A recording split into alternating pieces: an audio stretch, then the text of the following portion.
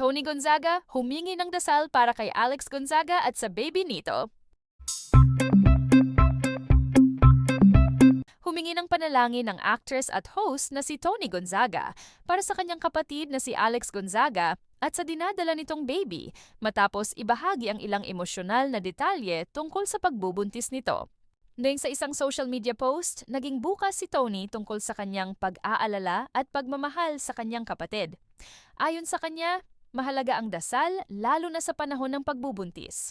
Ibinahagi ni Tony na labis siyang nag-aalala bilang ate. Ngunit nananatili siyang positibo at umaasa sa magandang kalagayan ni Alex at ng baby nito.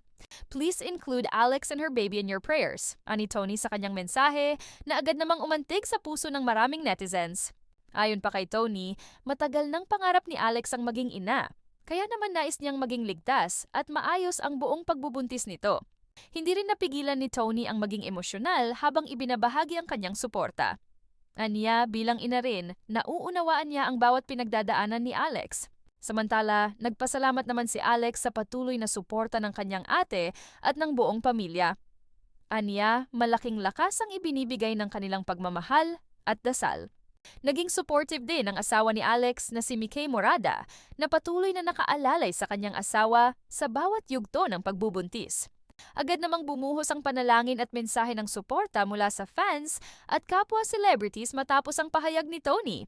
Marami ang nagsabing ramdam ang pagmamahal ng Gonzaga sisters sa isa't isa, lalo na sa ganitong mahalagang panahon sa kanilang buhay. Trending din sa social media ang panawagan ni Tony, kung saan maraming netizens ang nag-iwan ng kanilang dasal para sa kaligtasan ni Alex at ng kanyang baby. Sa ngayon, patuloy ang pagbuhos ng suporta at panalangin mula sa publiko habang inaabangan ng ligtas at masayang pagdating ng unang anak ni Alex Gonzaga.